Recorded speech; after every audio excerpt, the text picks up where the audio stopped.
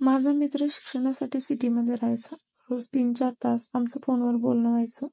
कारण त्याला मी खूप आवडायचे आणि मलाही तो खूप आवडायचा. माझं तेव्हा नवीनच लग्न झालेलं होतं. पण माझा नवरा ऑफिसच्या कामामुळे माझ्याकडे लक्षच देत नव्हता. मी दिसायला तर खूप सुंदर आणि सेक्सी होते.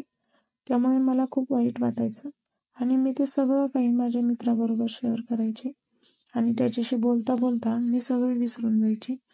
तो मध्ये काही दिवस कामासाठी गावी आला होता. त्याला मला भेटायचं होतं.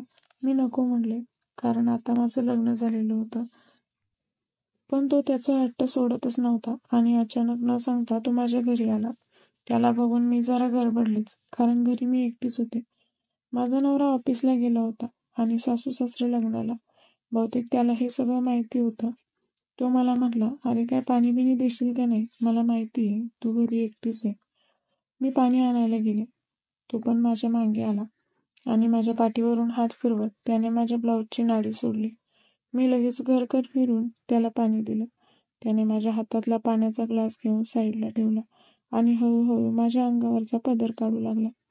आता तर मी जसं की आगीलाच पेटली होती, कारण तोही खूपच सेक्सी होता. त्याचा दांडा एवढा टाईट झाला, मला ते बघून काय करावं सुचतच नव्हतं. मी त्याचा दांडा तोंडात धरला आणि दोघेही खूप मजा घेऊ लागले.